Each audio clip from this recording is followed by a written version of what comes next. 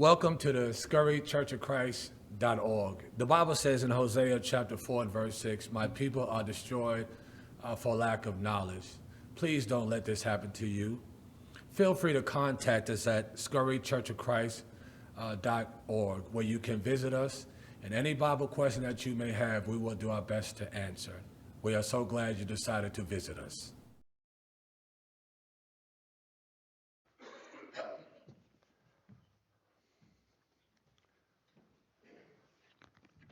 Morning. Good to see you all this morning, and don't forget to pray for our members here who are going through sicknesses, and continue to pray for Mary. And I walked right past Betty. I walked in and I didn't even see her. It's like I saw when I sat down, I looked right there, didn't even see her.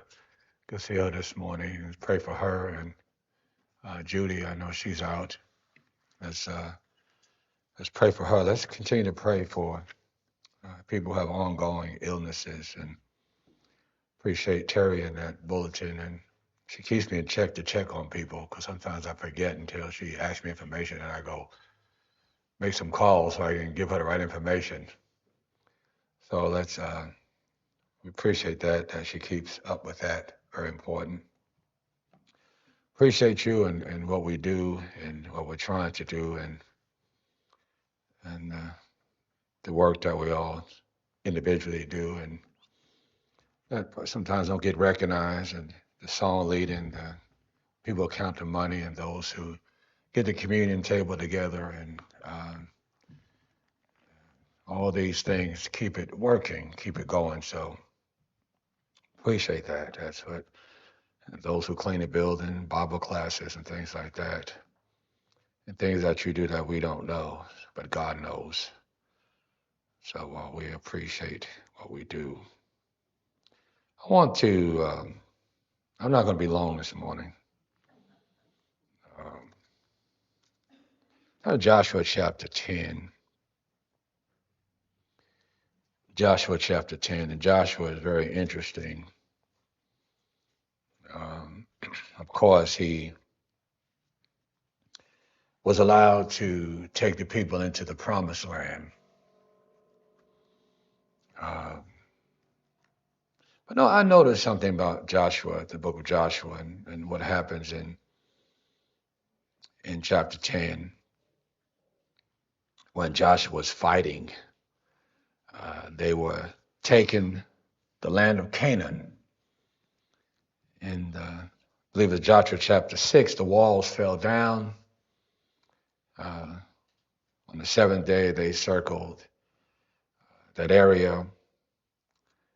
I think they went 6 days, every day for 6 days. They circled at one time. Then the last day, the seventh day, they circled 7 times and the wall fell down. And they were going in to conquer the land. So it is very interesting when you see that, and when you read that you just imagine that huge, the wall just crashing down. The priest blew the trumpet. They did what they did, and people did what they were supposed to do. The priests did what they were supposed to do, and the wall fell. And that's motivation to go do what God requires you to do. They saw it, and they went in and conquered the land. And notice what Joshua does, and so they're fighting, and then verse 12, then Joshua spoke to the Lord in the day when the Lord delivered up the Amorites before the sons of Israel, and said in the sight of Israel, O sun, stand still at Gibeon, O moon, in the valley of Ajalon. So notice this, so the sun stood still and the moon stopped. Interesting. Until the nation avenged themselves for their enemies. And notice it says, it is not written in the book of Jeshurun. Is it not written in the book of Jeshurun? And the sun stopped in the middle of the sky and did not hasten to go down for about a whole day.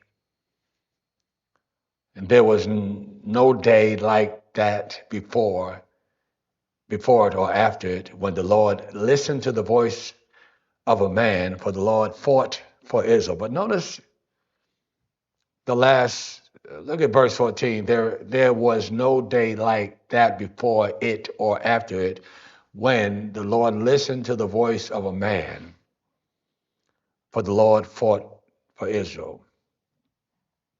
So Joshua, I mean, you think about that. Joshua spoke to the Lord in the day when the Lord delivered up the Amorites before the sons of Israel and said in the sight of Israel. He said in the sight of Israel. He didn't go to his chambers or go to his room or wherever in his tent and talk to God. He said in the sight of Israel, O sun, stand still at Gibeon. And O moon in the valley of Ajalon. And the Bible says, so the sun stood still and the moon stopped until the nation avenged themselves for their enemies. I mean, and is it not written in the book of Joshua? And the sun stopped in the middle of the sky and did not hasten to go down about a whole day. And so he stopped that. And but like there was no day like that before it or after it, when the Lord listened to the voice of a man. I mean, that's a powerful prayer, but I want you to see they had experiences with God. They saw what happened in Egypt, and they experienced and Joshua. Now they saw what happened with the walls falling down in Joshua chapter 6, and that's why they were fighting, because remember God. They did what God required them to do, and the walls fell. I can't imagine that, the sound, the crashing of the huge wall falling down. And they went in and conquered the land. So Joshua, while they're fighting, and they're fighting because this is what God required them to do, and they have faith that God will do what he does because of the history, the experience with God. And so they're fighting. They're fighting with courage and confidence. Joshua even... the sun stood still and the moon stopped. And I like verse 14, there was no day like that before or after it. What are you talking about? When the Lord listened to the voice of a man. So Joshua was saying this in front of the people, and that happened. So he did this. He did this. So that just like the sun didn't, I like that. There was no day like that before and after it. The sky, it's like the sun stopped in the middle of, it said the sun stopped in the middle of the sky, and then I hastened to go down for about a whole day and until they finished. And I look at that, it's like nothing is impossible with God. But notice they're doing the will of God, they're righteous, and Joshua takes over after Moses. But that's powerful that he can say these words, O son, stand still at Gibeon. In other words, we have some things to get done. O son, stand still at Gibeon. He says it in front of the nation of Israel. O moon in the valley of Ajalon. So the sun stood still and the moon stopped. Our prayers are extremely powerful.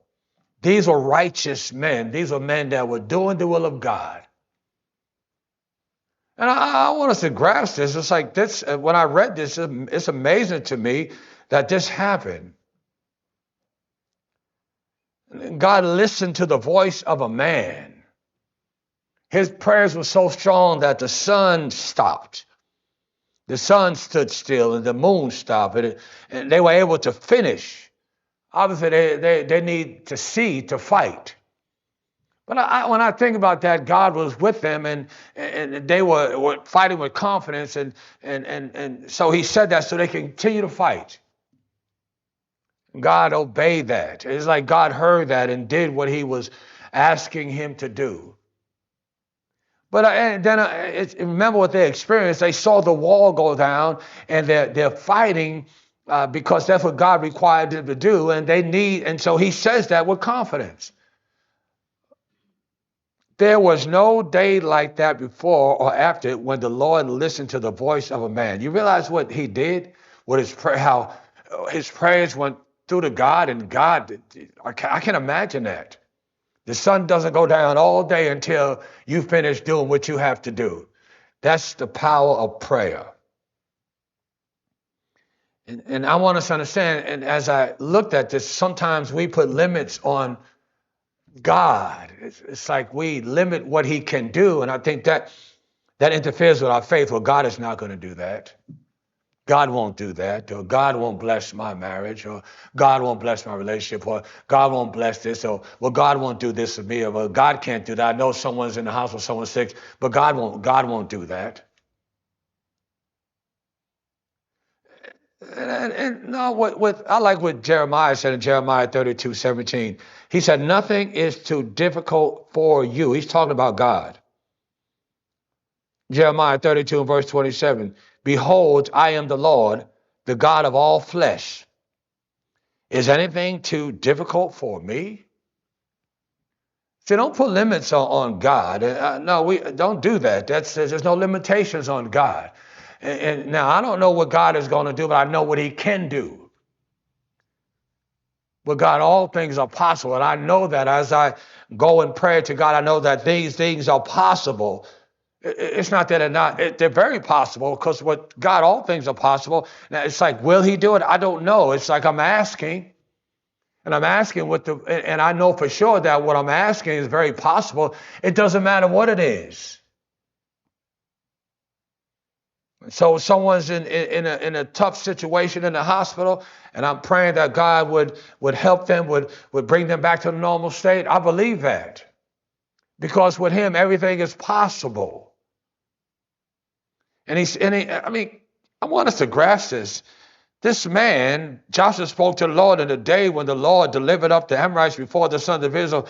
And he said in the sight of Israel, O son, stand still at Gibeon. And it had happened just like that. And there was no day like that before or after when the Lord listened to the voice of a man. And it's like that's what it says. When he says that there was no day like that before or after, he's not talking about the sun and the moon. He's talking about, he says there was no day like that before or after when the Lord listened to the voice of a man. You realize what the voice of a man did? God is in heaven. He's fighting for Israel. And so he stops the sun from going down so they can finish the task. That's a connection. In James chapter 5, go there with me. James chapter 5. Watch this. James chapter 5. James chapter 5.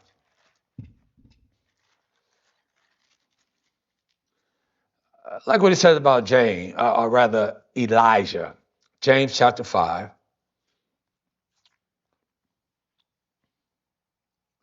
He says, therefore, in verse 16, confess your sins to one another and pray for one another so that you may be healed. The effective prayer of a righteous man can accomplish much.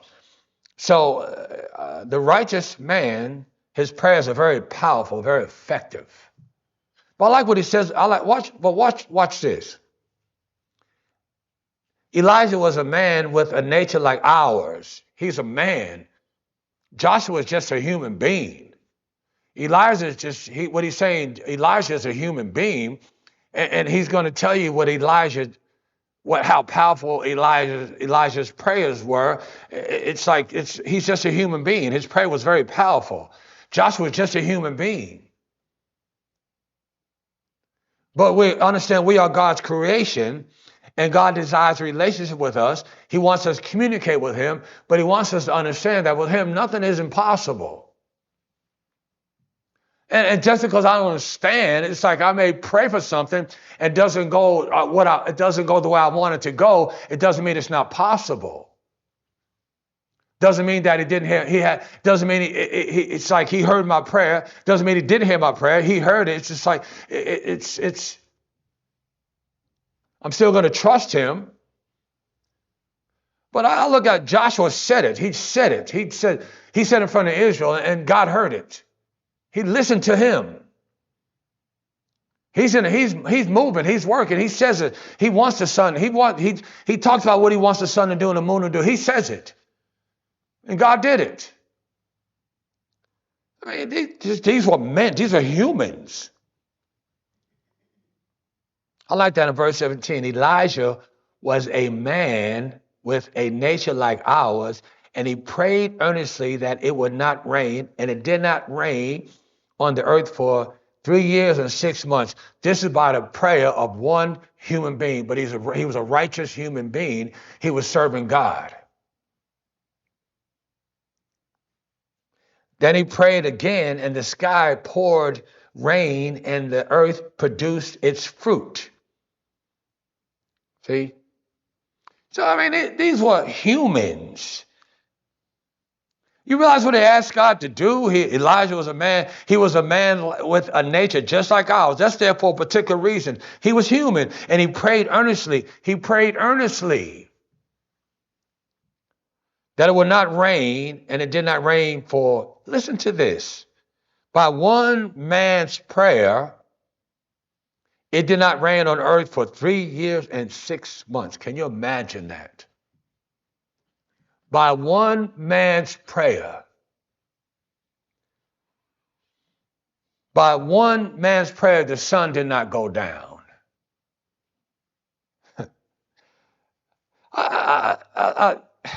Go with me to Mark chapter 9, and I'm going to say this, and so I'm going to show you, don't limit what God can do.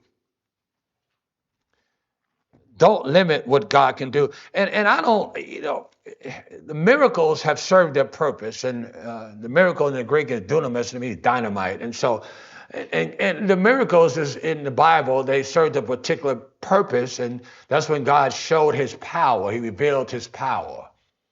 And those miracles have ceased because they serve their purpose. You see that in 1 Corinthians chapter 13. But that doesn't, and people, and so actually there is more providence in the Bible than miracles, when God is working behind the scene. But when I say understand the miracles have ceased, understand what I'm saying, the miracles have ceased. That's the power of God, and it's like, and I did it before, I'll do it again. There's a line here, and God's power is underneath that line. And when a miracle, when he came above the line where people could see that power. But his power is still in existence. The power hasn't ceased. And so when I'm praying to God, I'm saying, God, I pray that your providence care be upon sister so-and-so or brother so-and-so, or I pray that you give them a safe trip, etc. Because I know his power still exists. I don't know what goes on behind the scenes, but I know he works. I'm not denying his power. But sometimes I make sure I don't tell God how to do that. And so if I say, God, give this person healing, I'm not saying do a miracle. I know they have served their purpose. They served their purpose. Moses did that. Elijah did it. Everyone didn't have the ability to do that. In the new covenant, the apostles were able to do that. When they laid hands on someone else, some people had the gift of miracles, some people didn't. Some people spoke in tongues, some people did this, some people prophesied, women could prophesy, and some people had the gift of miracles. Everybody didn't have the ability to do miracles. They served their purpose. They were for confirmation. But doesn't mean the power of God does not exist. And I don't like when people do that, because we teach what the Bible teaches concerning that. And it's like, well, you don't believe in miracles? No, I do believe in miracles. Miracles serve their purpose. They're finished. I believe also in the power of God. The power of God will never end. It will always be in existence. It's part of who God is. And so you see God's power booming by a human being. One person is able to stop the sun from going down so he can finish the task of God. I mean, let's not limit God's power. Look at Mark chapter 9 and verse 14 real quick. Mark chapter 9 and verse 14. Mark chapter 9 and verse 14. Notice this. And when they came back to the disciples, they saw a large crowd around them and some scribes arguing with them. Immediately, when the entire crowd saw him, they were amazed and began running up to greet him. And he asked them, "What are you discussing? What are you discussing with them?" And one of the crowd answered him, "Teacher, I brought you my son possessed with a spirit which makes him mute." See? And he said, and whenever it seizes him, it slams him to the ground and he foams out at the mouth and grinds his teeth and stiffens out. I told your disciples to cast it out and they could not do it. And he answered them and said, "O unbelieving generation, how long shall I be with you, and how long shall I put up with you? Bring him to me." He said, "Bring him to me." They brought the boy to him. When he saw him, immediately the spirit threw him into a convulsion, and falling to the ground, he began rolling around and foaming at the mouth. And he asked his father, listen to this. He asked his father, "How long has this been happening to him?" And he said, "From childhood. It has often thrown him both into the fire and into the water to destroy him. But if you, notice this, here's what I want you to see. But if you can do anything, take pity on us and help us." But notice the disciples couldn't do it. So he said, but if you can do anything. Now he experienced the disciples. Remember, he's talking to his apostles. They can't do it. So now here comes Jesus and said, "If you can." But notice what Jesus said in verse 23. And Jesus said to him, "If you can." See? All things are possible to him who believes. Then he said, immediately the boy's father cried out and said, "I do believe, help me, help my unbelief." And Jesus, "Help my unbelief." And so he experienced the power of God. And all things with God is possible. But if you can, see, we can't go into prayer like, "God, if you can, I want you." Now, I don't understand what I'm saying.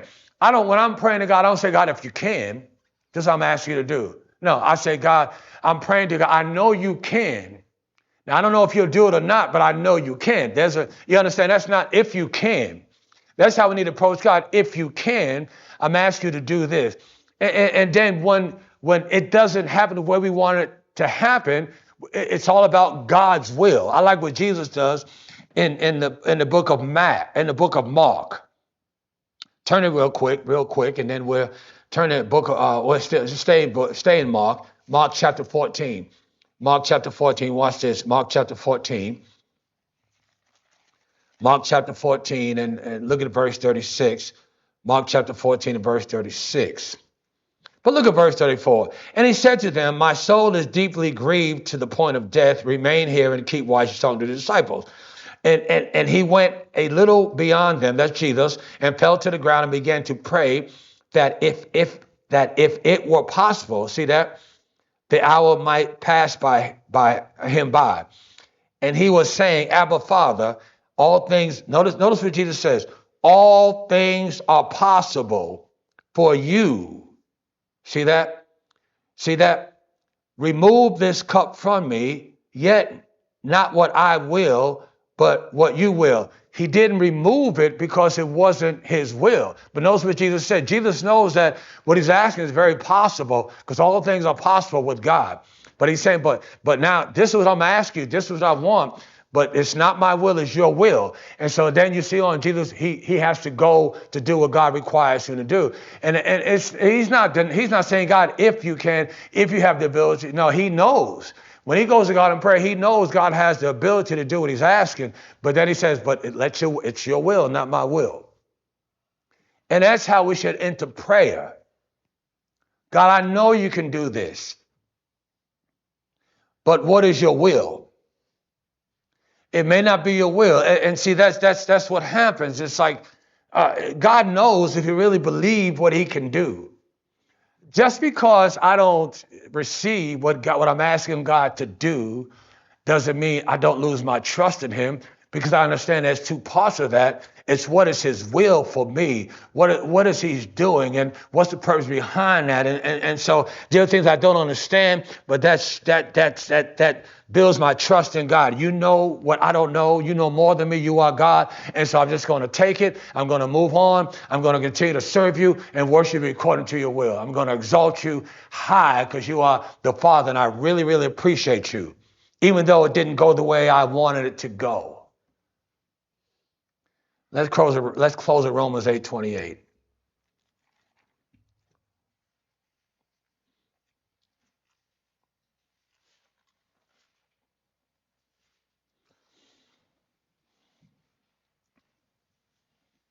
And we know that God causes all things to work together for good to those who love God, to those who are called according to his purpose.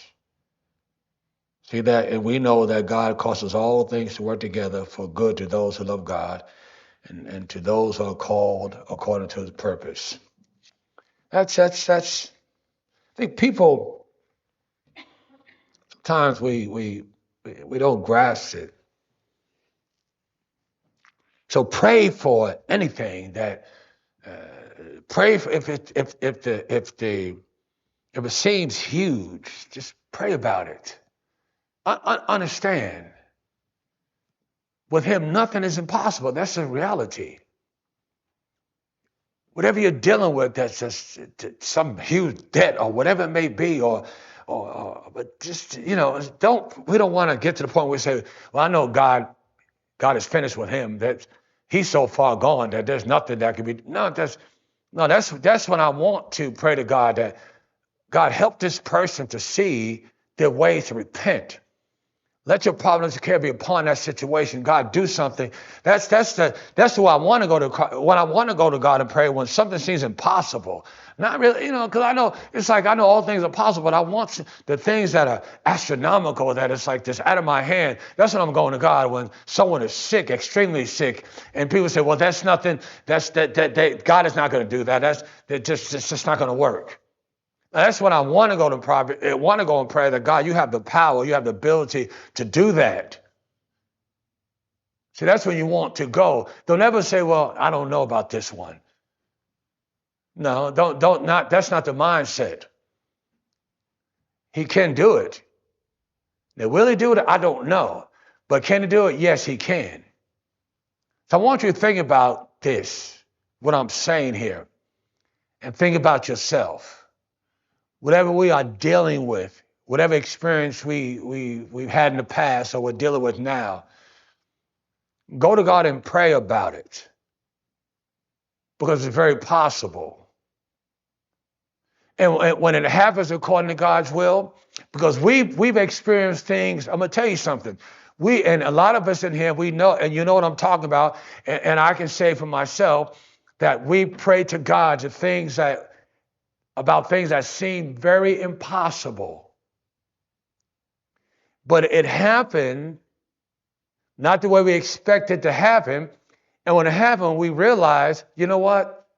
My prayers have just been answered. And it's like, wait a minute. But the way God does it causes us to think. It causes us to trust him. See, if I ask him for something on Tuesday and he does it on Wednesday, I learn nothing. See, and if you think, a lot of us think back of things we experienced with God, we know that it was God's power behind the scenes that did what I asked. We know that. So with him, nothing is impossible. Don't let that mindset, oh, this is too big for God. No. That's when we want to go to God in prayer, when something seems, what did Jesus say? With man, with God, nothing is impossible. Everything is possible. With man, that's different. God is not man. God is not man. Remember that God is not man. So don't hesitate to go to God in prayer regardless of what it is. Go to him in prayer. Go to him and talk to him because it's very possible. If we can help you this morning, please come up and stand and say this song for the invitation.